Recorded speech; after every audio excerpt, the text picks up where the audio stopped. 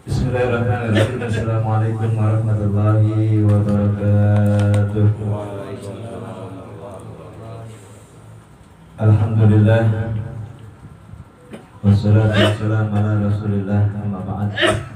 Yang saya hormati yaitu para orang tua sepuh daripada Itim Al-Zakirin, yang mudah-mudahan selalu diberikan kesehatan dan masalah. Yang saya hormati Ketua Itim Al-Zakirin beserta stafnya, seluruh anggota Itim Al-Zakirin, wabil khusus yaitu Bapak Junanda beserta keluarga. Mudah-mudahan semua niat dan hajat kita yang ada di malam hari ini hadir Allah kabulkan dan Allah berikan keberkahan dalam hidup kita. Amin amin ya rabbal alamin. Alhamdulillah, malam hari ini kita masih diberikan oleh Allah segala nikmatnya, nikmat iman, nikmat Islam, nikmat sehat walafiat. Udah tanggal 1 ya, Rabiul Tsani ya, Rabiul Awal udah lewat. Ya Allah masih kasih nikmat, masih bisa kita panjang umur dalam beribadah kepada Allah Subhanahu wa taala. Selawat dan salam kita aturkan kepada Nabi kita, Nabi besar Muhammad sallallahu alaihi wasallam, yang telah membawa kita, menghantarkan kita dari alam jahiliyah yang penuh dengan kebodohan ke alam yang penuh dengan ilmu pengetahuan seperti sekarang ini. Kalau orang-orang sering ngomong, mudah-mudahan kita mendapatkan syafaatul uzma. Syafaatul uzma itu semuanya kebahagiaan. Wabil khusus kita syafaatul Rasul, syafaatul Muhammad dikhususkan buat umat Nabi Muhammad. Namanya syafaatul Rasul. Nanti ada di pembagian syafaat. Kalau syafaatul uzma itu bagi orang yang Islam dia bermaksiat dapat juga. Tapi ada yang lebih dikhususkan lagi dalam syafaat. Mudah-mudahan kita termasuk golongan sampai akhir kita ya, hampir hayat kita itu dalam keadaan iman kepada Allah Subhanahu wa taala. Malam hari ini yaitu ada Insan Fit Islam, tinggal bacaannya aja. Kalau ayat-ayat Al-Qur'annya udah yang duluan tuh. Bismillahirrahmanirrahim. Qala al-mu'allif rahimahullahu ta'ala wa nafa'ana bi'ulumihi fid dharain wa bi'amin. Ayat Al-Qur'an yang mudah dibaca yang di minggu-minggu yang sebelumnya yaitu surat An-Nur ayat 58 sampai 59, yang ditunjukkan paling utamanya ya ayyuhalladzina amanu, khusus buat orang mukmin, yang diakhiri oleh Allah Subhanahu wa taala dan wahyunya wallahu alimun hakim. Nah ini keterangannya. Kemarin ada 3 tuh, alif, ba, sama jim. 3 waktu yang terlarang masuk atas anak-anak atau budak. Ya jadi jangan asal masuk aja. Yang ada pada waktu-waktu tertentu. Kemarin ayat Al-Qur'annya sudah dijelaskan. Allah Subhanahu wa taala mengajarkan kepada ya, kaum muslim supaya mereka memelihara kehormatan dirinya. Ya, dari perkara-perkara yang besar sampai yang sekecil-kecilnya. Nah ini ke anak-anak ini yang sekecil-kecilnya udah ada kendor, ya, yang besar-besar doang diperhatiin, yang sekecil-kecilnya tidak diperhatikan. Padahal itu suatu hal yang terpenting, dasar, asas. Tuh, banyak ya kelupaan. Ya wabil khususnya orang-orang tua kita yang dulu-dulu dilakuin tuh, yang paling kecil banget tuh. Nah banyak yang sekarang pada kagak tahu. Tuh. Agar mereka hidup di dunia ini betul-betul dalam keadaan selamat dan bersih, zahir sama batin. Zahirnya bersih, batinnya apalagi. Jangan zahirnya doang dibersihin. Jadi kalau sekarang zahirnya dibersihin, zahirnya dirapiin, dia pakai style yang bagus, wah udah orang mandangnya ada tuh. Ya. Padahal batinnya betul. Nah, ini harus diperhatikan tuh. Jangan cuma zahirnya doang dirapiin, hati kitanya, batin kitanya dibersihin dan apa aja. Tuh. Maka dalam pergaulan rumah tangga pun diadakan beberapa peraturan. Yang terkecilnya ada di keluarga, supaya setiap orang dapat menjaga kehormatan dirinya dan juga memelihara kehormatan orang lain. Nah, dalam uraian yang lalu sudah saya, yaitu pengarang ini, sebutkan, terangkan tentang larangan orang-orang, ya, orang-orang itu asing masuk ke rumah orang itu, orang-orang asing yang masuk ke rumah, melainkan dengan meminta izin. Itu yang udah lewat tuh, dan memberi salam. Assalamualaikum. Kalau dijawab, assalamualaikum. Kalau dijawab juga, ya. Nah, kalau langsung dijawab Bung Surewan, udah langsung kita buka aja pintunya udah. Ada berarti orangnya. Sekarang banyak pakai salam paket gitu. Gimana tuh? Sekarang ya kalau Bang Dini sekarang udah bukan salam. Bukan assalamualaikum, bukan. Paket. Oh iya. Iya.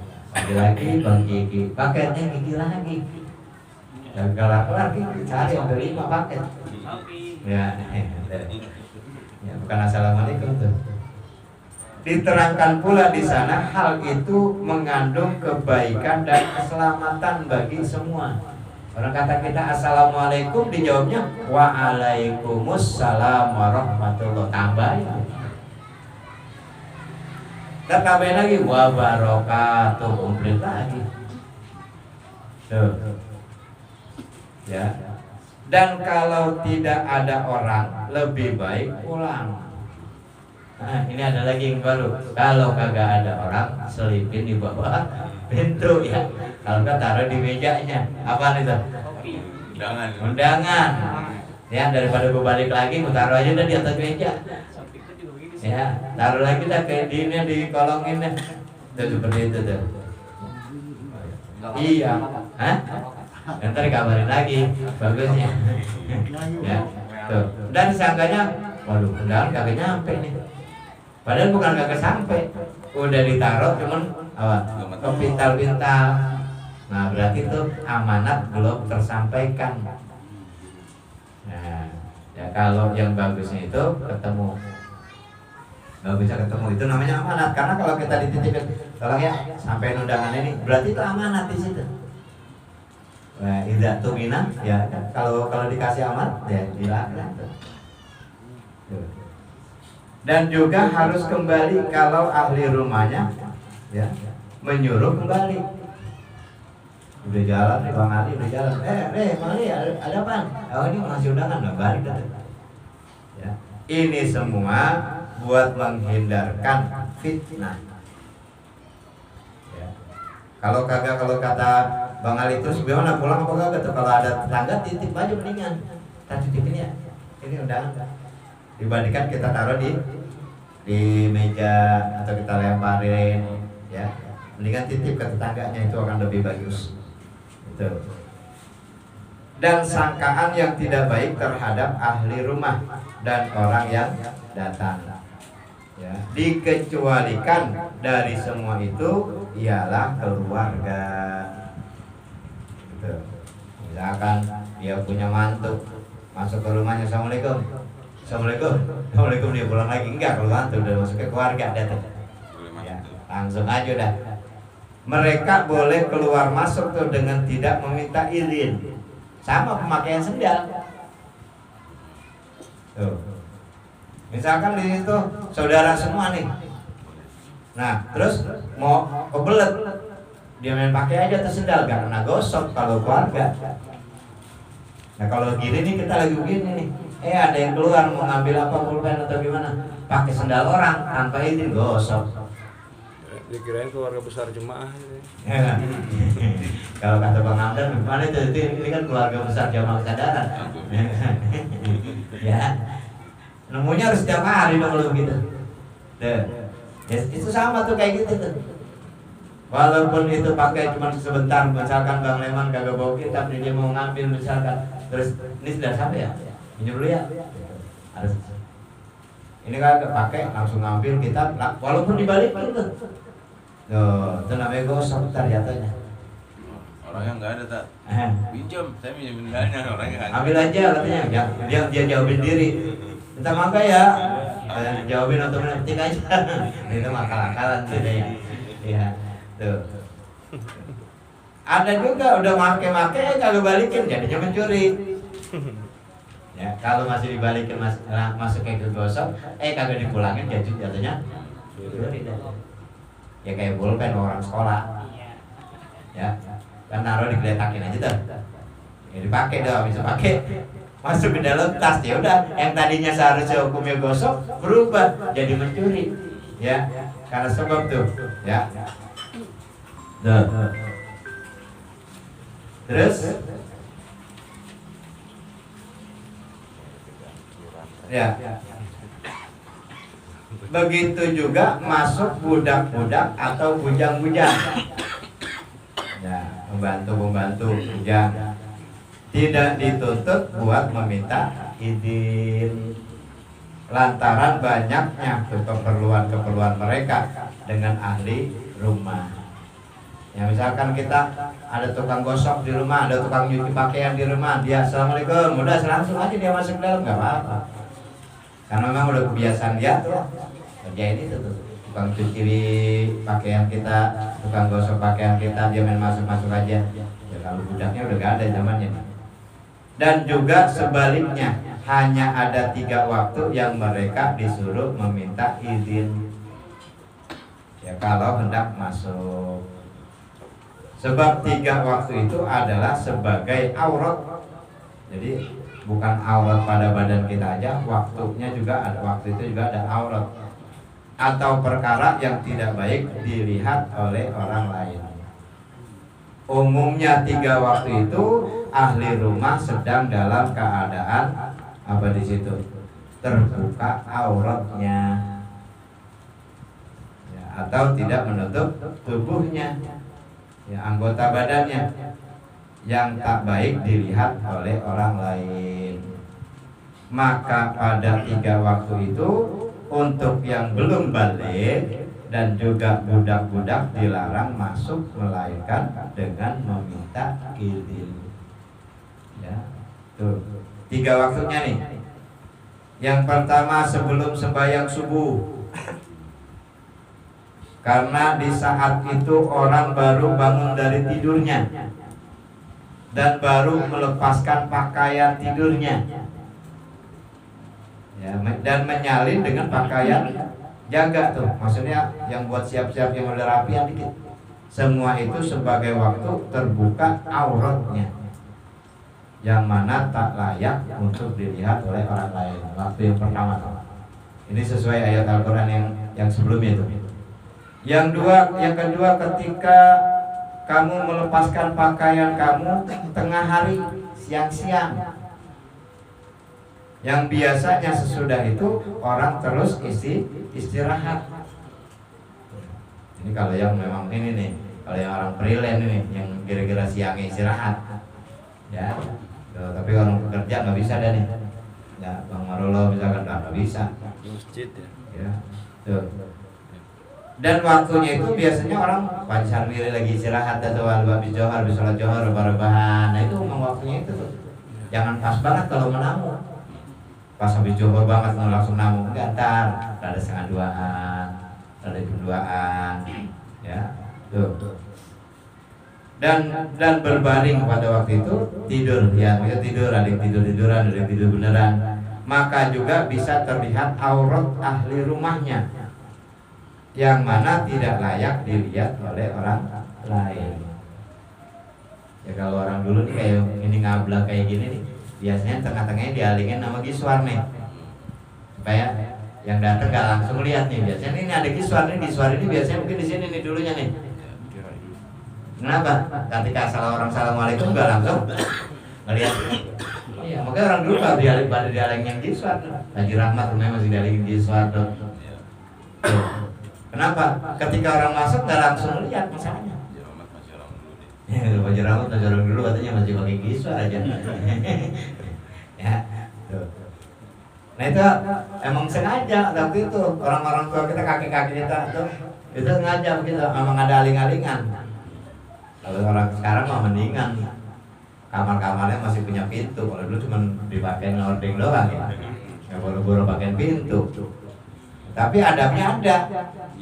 Tuh, sekarang udah pakai pintu aja masih dibuka.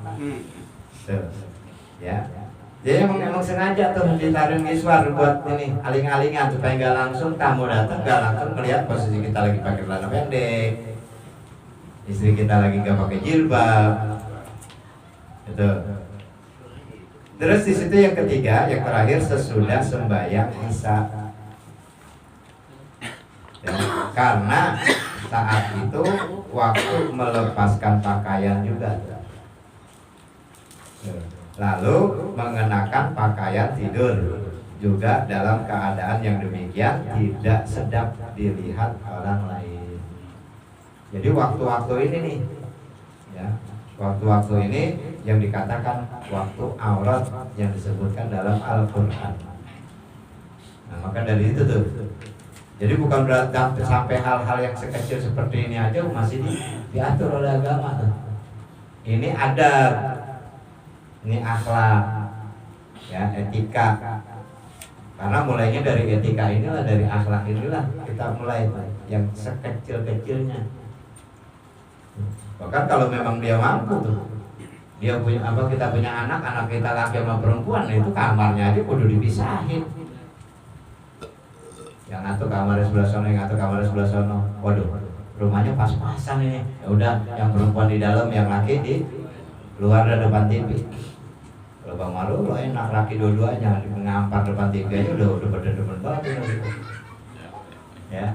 Nah ini kalau ada yang satu perempuan atau laki, nah udah rada gedean dikit aja, jangan disuruh mandi bareng udah, walaupun laki sama laki, ya walaupun laki sama laki nggak boleh mandi bareng, mulai dilarang, karena itu syariat udah harus diajarkan dari seumur gitu tuh. Biasanya ponakan-ponakan kita malah kita mandi bareng nih biasanya, dia mandi bareng yang jangan. Kita kalau udah ada kelas 4 SD, udah mulai dah, jangan dah, jangan dibiasain. Nah, karena berawal dari situ tuh. Ya, saking kehati-hatiannya sampai hal-hal yang seperti itu ditekankan tuh. Apalagi kalau perempuan, ya dalam arti ponakan bareng-bareng itu misalnya nggak boleh. Tuh, itu dalam lingkup yang paling terkecil keluarga, tapi bukan keluarga jamaah kesadaran kata Bang Abdul, bukan. Ya, keluarga ada ibu, ada bapak, ada anak. Nah, kalau kita melaksanakan apa yang diperintahkan, ini wahyu dari Allah nih. Ada perintah langsung di Al-Quran, cuma dijelasinnya di dalam hadis-hadis. Nah hadis-hadis itulah yang menjelaskan. Nah di hadis-hadis sendiri pun kadang ada yang ikhtilaf berbeda, ada. Ya ada yang ikhtilaf, ya ada yang berbeda. Kunut, ada yang mengambil hadisnya Ibnu Abbas, ada juga yang Ibnu Wail. Yang dari Wail katanya kagak pakai kunut, yang dari Abbas katanya pakai kunut. Nah itu sudah tuh. Yang penting setiap kita mengambil satu hukum berarti kita punya sumber dalil. Kan di dalam sifat 20 ada dalil nakli, ada dalil akli ya kalau itu. Itu diajarin tuh. Ya, emang kudunya begitu tuh. Wujud artinya ada, maka mustahil tiada, dari firman Allah Ta'ala. Dari hal kecil itu sebenarnya seharusnya anak-anak kita diajarkan itu. Sifat 20 baru wujud, tidak kok terus sifat mustahilnya. Itu pelajaran cemen banget, kecil banget, cuman mendasar banget. Ya ini kagak diajarinya langsung yang tinggi. Maka perbedaan-perbedaan yang terjadi, ya ini kalau di sini udah keterangan dari pengarang ini kitab, dari pengarang Adabul Insan fil Islam, ya itu udah disesuaikan dengan hadis-hadis yang sahih. Ya. Jadi banyak hadis-hadis yang hubungannya dengan manusia dan itu hadisnya baik, walaupun doif masih boleh dipakai. Hadisnya doif nih, tapi ada hubungan dengan manusia dan hubungan itu hadis itu maknanya baik, maka boleh dipakai hadis itu. Contohnya gak usah jauh-jauh ya, an-nazobatu. Nah hadisnya doif, tapi bagus nggak itu? Kebersihan bagian daripada iman, bagus, boleh pakai, boleh. Kalau yang seperti itu, tapi kalau yang untuk ibadah nggak boleh. Yang untuk sholat, puasa, pakai yang doif nih, nggak boleh. Harus pakai yang sahih. Tuh, dan itu udah dijelaskan. Dan alhamdulillah di Jamaah Kesadaran udah komplit, tafsirnya ada, adabnya ada, fikihnya ada, hadisnya juga ada tuh. Coba kurang apa tuh? Ya cuman ada yang belum sampai, ada yang udah sampai. Perasaan gue udah denger tuh hadis, biarin, dengerin aja. Paling kagak tuh memori kita jadi terulang lagi, kembali lagi. Nah kalau ketemu fikih lagi, coba belajaran fikih. Rukun Islam, rukun sholat lagi. Perasaan gue udah diajarin ini. Ya, cebok lagi, istinja lagi. Ya paling tidak mengingatkan. Nah dari situ tuh. Ya mudah-mudahan apa yang kita pelajari bersama malam hari ini bermanfaat bagi kita dan kita terapkan dalam kehidupan kita sehari-hari. Astagfirullahaladzim, Allahumma fa'na bima 'allamtana wa 'allimna ma yanfa'una warzuqna uluman tanfa'una fid dunya wal akhirah wa zidna ilma wa zidna fahma rabbana fir lana dzunubana wa liwalidina warhamna warhamhuma kama rabbayana shaghira rabbana atina fid dunya hasanah wa fil akhirati hasanah wa qina adzabannar subhana rabbika rabbil izzati amma yasifun wa salamun alal mursalin walhamdulillahi rabbil alamin. Assalamualaikum warahmatullahi wabarakatuh.